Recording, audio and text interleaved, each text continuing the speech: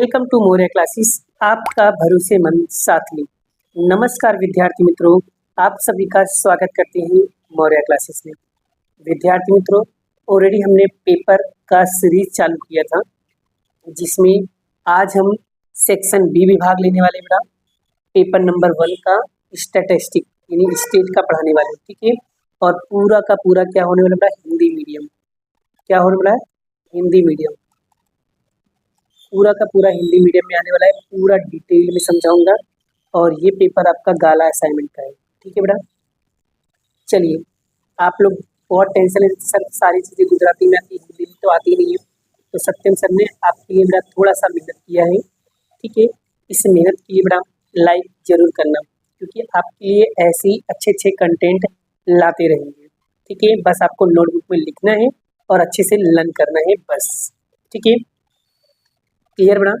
तो अच्छे से करते रहोगे तो सारी चीज़ें क्या हो जाएगी, क्लियर होती रहेगी। बस मेहनत करते रहना, मेहनत करना मत छोड़ना बड़ा, ठीक है। डिटेल में पढ़ोगे तो सारी चीज़ें क्या हो जाएगा, कवर हो जाएगा, ठीक है। अच्छे से पढ़ना, मन लगा के पढ़ना, ठीक है। क्लियर? चलिए, पहला क्वेश्चन जो है बड़ा, ये पहला जो क्वेश्चन है बड़ा, ये मार्च 2025 में पूछा गया क्वेश्चन था बड़ा। इंपॉर्टेंट क्वेश्चन बड़ा, अच्छे से पढ़ना, ठीक है। टेंशन मत लेना, सारी चीज़ें को अच्छे तरीके से क्या करना है, पढ़ना है, ठीक है। चलिए, क्वेश्चन क्या लिखा है, मुद्रास्फीति दर का क्या निकालना है, सूत्र लिखना है बेटा। क्या बोला है, मुद्रास्फीति दर का सूत्र। देखो बोलता हूँ ना, कभी कभी चैप्टर के सूत्र भी अच्छे से पढ़ लिया करो ना। और ये पता है कौन से चैप्टर का क्वेश्चन है, ये है चैप्टर नंबर 1 का है, ठीक है। एक बार सारे चैप्टर के सूत्र वगैरह भी अच्छे से याद कर लेने का, कभी कभी सूत्र वगैरह भी 1 नंबर 2 नंबर में पूछ ले तो आपके अच्छे नंबर पक्के हो जाएंगे, ठीक है। तो यहाँ पर क्वेश्चन क्या लिखा है, मुद्रास्फीति दर का सूत्र बताइए। तो मुद्रास्फीति दर का सूत्र क्या है बेटा, जो लिखेंगे चालू वर्ष माइनस गत वर्ष गुणे बटे में गत वर्ष गुणे में 100। इस तरीके से याद रखिएगा। कैसे याद रखोगे बेटा, टेक्निक याद रखना बेटा, चालू वर्ष माइनस गत वर्ष बटे में गत वर्ष गुणे में 100। और वही चीजें यहाँ पर लिखा है, चालू वर्ष का थोक बंद मूल्य का सूचकांक माइनस गत वर्ष का थोक मूल्य का सूचकांक गुणे 100 भागे गत वर्ष के थोक मूल्य का सूचकांक। बोलो याद हो जाएगा, शॉर्ट में याद रखने का, चालू माइनस गत बटे में गत गुणे में 100।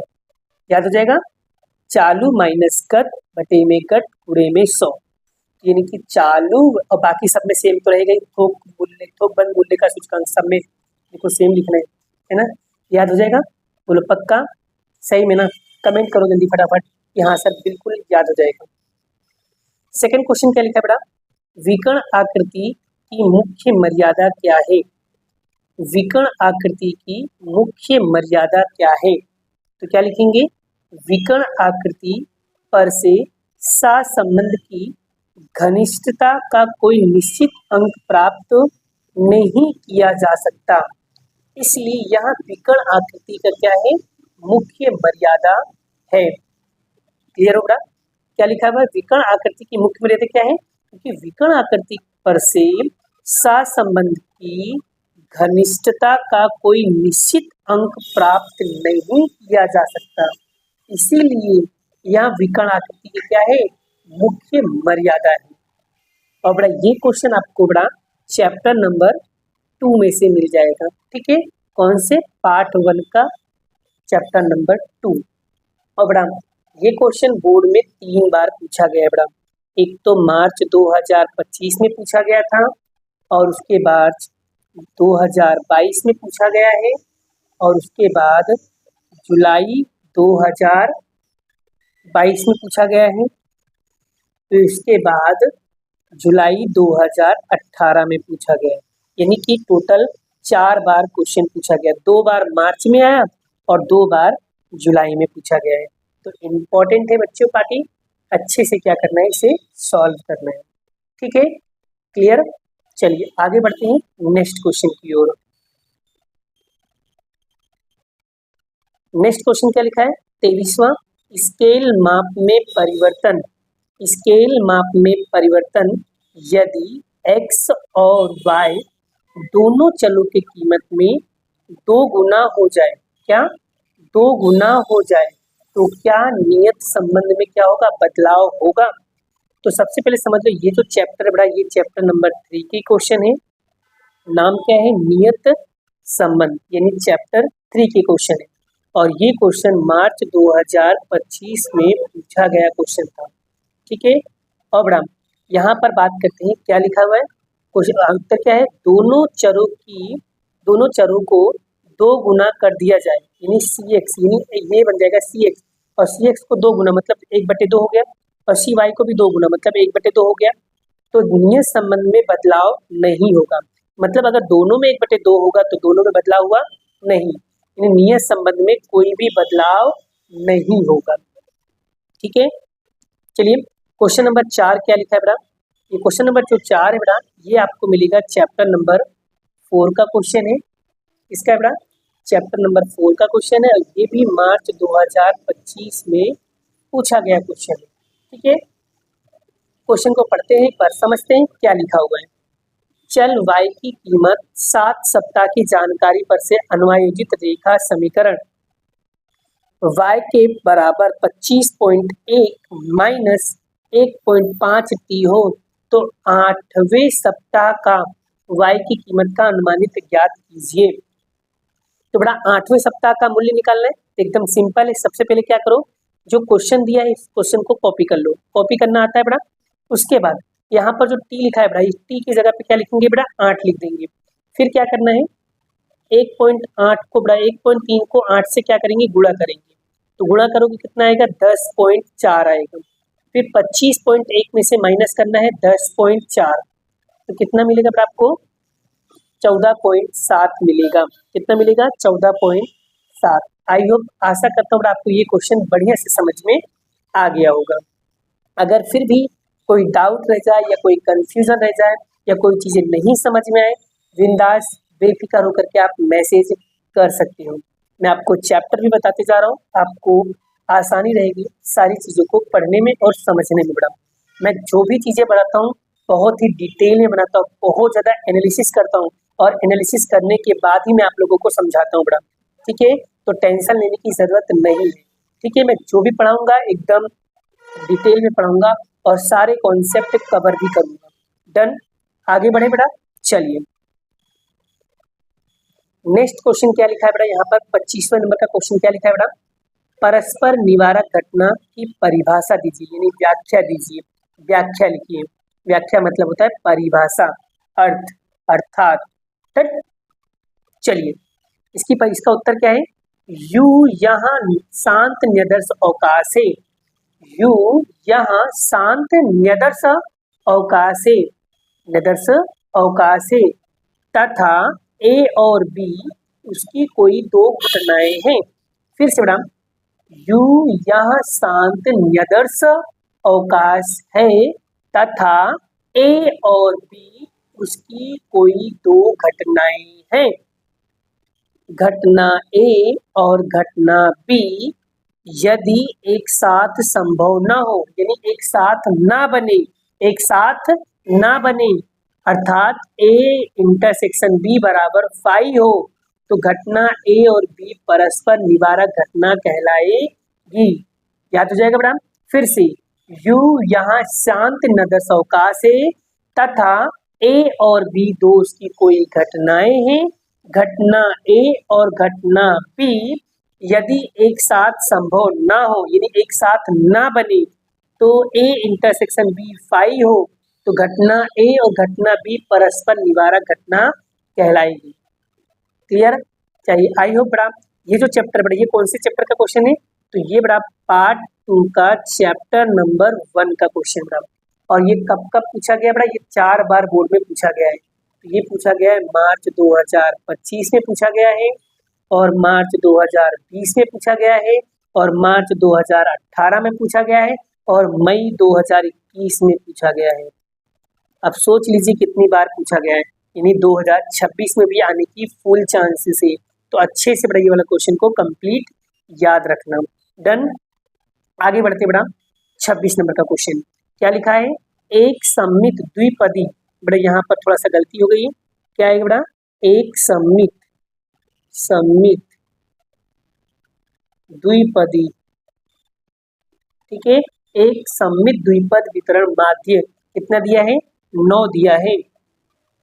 तो उसके प्राचल यानी n का मूल्य ज्ञात करना है। सबसे पहले बड़ा यहाँ पर आपको पता होना चाहिए सममित पद द्विपद क्या होता है बड़ा, इसको कट कर देते बड़ा, यहाँ पर लिखेंगे सममित द्विपद,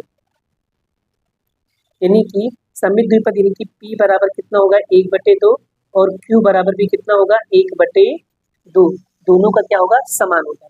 और माध्य, माध्य का सूत्र क्या होता है NP होता है। तो माध्य आपको कितना दिया बड़ा 9 दिया है। तो यहाँ पर मैं सॉल्व करके आपको दिखा रहा हूँ, ठीक है। चलिए माध्य, ठीक है, माध्य का सूत्र क्या है NP, और माध्य कितना दिया है, माध्य का आपको आंसर दिया है 9 बराबर n नहीं दिया है, n आपको ज्ञात करना है। p की कीमत कितना दिया है 1/2 दिया है। अब हम क्या करेंगे, इधर मल्टीप्लाई में उधर जाएगा डिवाइड में, ठीक है।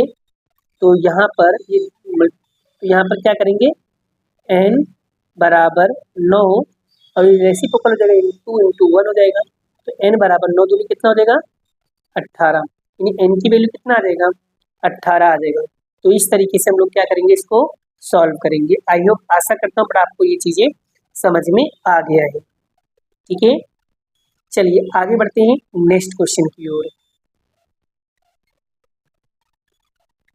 27वां क्वेश्चन क्या लिखा है, प्रमाणित प्राप्तांक की नाप इकाई से मुक्त होता है, यह विधान सही है या गलत। तो बाबू याद रखना, ये जो प्रमाणित प्राप्तांक के नाप इकाई से क्या होता है मुक्त होता है, यह बात बिल्कुल सत्य है, बिल्कुल क्या है सही है। ये कौन सी चैप्टर का है, ये पार्ट 2 का चैप्टर नंबर 3 का क्वेश्चन है भाई साहब, ठीक है, क्लियर हुआ। और ये क्वेश्चन भी क्या हुआ एग्जाम में पूछा गया है, कब पूछा गया है, तो मार्च 2025 में पूछा गया है, मार्च 2019 में पूछा गया है, मार्च 2018 में पूछा गया है और जुलाई 2022 में पूछा गया है, ठीक है। और ये वाला क्वेश्चन कब पूछा गया है, तो ये वाला बड़ा पूछा गया है मार्च 2025 और 2019 में 2 बार पूछा गया है, ठीक है। चलिए 28वां क्वेश्चन क्या लिखा है बड़ा, एक बार पढ़ते हैं। ये भी आपको चैप्टर नंबर 3 के पार्ट 2, ठीक है बड़ा, ये भी क्वेश्चन बहुत इंपॉर्टेंट रहने वाला है, ठीक है, ये भी इंपॉर्टेंट बहुत रहने वाला है, क्लियर हो बड़ा। चलिए ये क्वेश्चन भी काफी बार एग्जाम में पूछा गया है बड़ा, कब पूछा गया, इस साल पूछा गया 2025 में, ठीक है। क्या लिखा है, एक प्रमाणीय वितरण के लिए औसत विचलन का अनुमानित मूल्य कितना है 12, तो उसका प्रमाप विचलन क्या होगा। तो सबसे पहले बड़ा यहाँ पर क्या लिखा है औसत विचलन, तो औसत विचलन मतलब MD, औसत विचलन का सूत्र क्या है 4/5 गुणे में सिग्मा, इसको क्या बोलते हैं सिग्मा बोलते हैं, क्या बोलते हैं सिग्मा, ध्यान रखना बड़ा। चलिए औसत विचलन कितना दिया है बड़ा 12 दिया है, यानी औसत विचलन आ गया 12, 4/5 सिग्मा। फिर हम क्या करेंगे बड़ा, ये जो 5 इधर भागाकार में है, यानी मैं आपको सॉल्व करके दिखाता हूँ, ठीक है। देखिए बड़ा कैसे करेंगे, ध्यान देना। तो यहाँ पर MD कितना दिया है 12 बराबर 4/5 सिग्मा। अब बड़ा ये इधर क्या है गुणाकार में उधर जाएगा तो रेसिप्रोकल हो जाएगा, यानी 12 गुणे 5/4 हो जाएगा बराबर सिग्मा। तो 12 पंचे क्या हो जाएगा 60/4 सिग्मा। तो हम क्या करेंगे भाग देंगे, तो यानी सिग्मा बराबर कितना आएगा 15 आएगा। इस तरीके से हम लोग क्या करेंगे सॉल्व करेंगे। आई होप, आशा करता हूँ बड़ा प्रमाप विचलन कितना अंतर मिल गया 15 आ गया होगा। डन, क्लियर हुआ, आगे बढ़े। चलिए नेक्स्ट क्वेश्चन बड़ा, तो नेक्स्ट क्वेश्चन जो है बड़ा, ये जो क्वेश्चन बड़ा ये है चैप्टर नंबर 4 का, यानी कि चैप्टर नंबर 4 पार्ट 2 का, ठीक है। और ये क्वेश्चन कब पूछा गया है, ये क्वेश्चन मार्च 2025 में पूछा गया है और जून 2025 में पूछा गया है और जुलाई 2022 में पूछा गया है, यानी 3 बार लगातार क्वेश्चन पूछा गया है, ठीक है। चलिए बड़ा इसको कैसे सोल्व करना है बड़ा, तो यहाँ पर क्या ये जो समीकरण दिया है बड़ा, ये जो समीकरण दिया है, इस समीकरण में जहां पर भी x दिखाई दे वहां पर क्या लिखना है -1, जहां पर भी x दिखाई दे वहां पर क्या लिखना है -1। यानी x की जगह पे क्या लिखेंगे -1 प्लस k बराबर 6। तो इन दोनों गुणा करेंगे तो क्या आएगा -4 प्लस k बराबर 6। फिर ये माइनस का था, बराबर को उससे हट जाएगा तो क्या होगा +4। तो 6 और 4 को जोड़ेंगे तो k बराबर कितना देगा 10। यही क्या होगा इसका राइट आंसर। बोलो बच्चों क्लियर हो गया? आई होप समझ में आ रहा होगा। अब देखो बड़ा तीसरा क्वेश्चन क्या लिखा है, सीमांत खर्च की परिभाषा बताइए। तो बड़ा ये कौन से चैप्टर का है? तो ये है चैप्टर नंबर 5 का है और ये पार्ट 2 के बुक का है, ठीक है। और ये पूछा गया था मार्च 2025 में पूछा गया क्वेश्चन है। डन। चलिए आगे बढ़ते बड़ा हम लोग इसको समझाते हैं और समझते हैं। सीमांत खर्च किसे कहते हैं? तो क्या लिखा हुआ है, उत्पादन में अल्प परिवर्तन करने से, उत्पादन में अल्प परिवर्तन करने से खर्च में होने वाले परिवर्तन को, उत्पादन में अल्प परिवर्तन करने से खर्च में होने वाले परिवर्तन को सीमांत खर्च यानी मार्जिनल कॉस्ट कहते हैं। उत्पादन में अल्प परिवर्तन करने से खर्च में होने वाले परिवर्तन को सीमांत खर्च यानी मार्जिनल कॉस्ट कहते हैं। आई होप आशा करता हूँ आपको आज पेपर नंबर 1 का सेक्शन बी बढ़िया तरीके से समझ में आ गया है। अगर आप लोगों को बढ़िया लगा हो, समझ में आ गया हो, तो वीडियो को जरूर लाइक करना बड़ा और एक कमेंट जरूर करना, क्योंकि इससे मुझे ये पता चलेगा कि आप लोगों को सारे क्वेश्चन समझ में आ रहे हैं। और अगर आप लोगों ने कमेंट नहीं किया तो नेक्स्ट हमारा कोई भी वीडियो नहीं आएगा, क्योंकि जब हमें रिप्लाई नहीं मिलेगा, हमें ये नहीं पता चलेगा कि आप लोगों को समझ में आ रहा है कि नहीं आ रहा है, तो कोई मतलब ही नहीं रहेगा। इसलिए आप लोग अपना अपना कमेंट देते रहो, इससे मुझे ये पता चलेगा कि कम से कम आप लोगों को वीडियो समझ में आ तो रही है। और नहीं समझ में आ रही है तो बनाने का मेरा कोई मकसद नहीं है, फिर मैं वीडियो बना के क्या ही कर लूँगा बड़ा, ठीक है। आप लोगों का कॉन्सेप्ट अगर क्लियर हो रहा है तो ही मैं आगे बढ़ूंगा, अदरवाइज नहीं। अब बड़ा यहाँ पर देखूंगा कितने लोगों को ये वीडियो समझ में आई है, उतना ही मैं वीडियो शूट करूंगा, अदरवाइज मैं वीडियो नहीं बनाऊंगा। डन। अभी के लिए इतना ही, मिलते हैं। राधे राधे।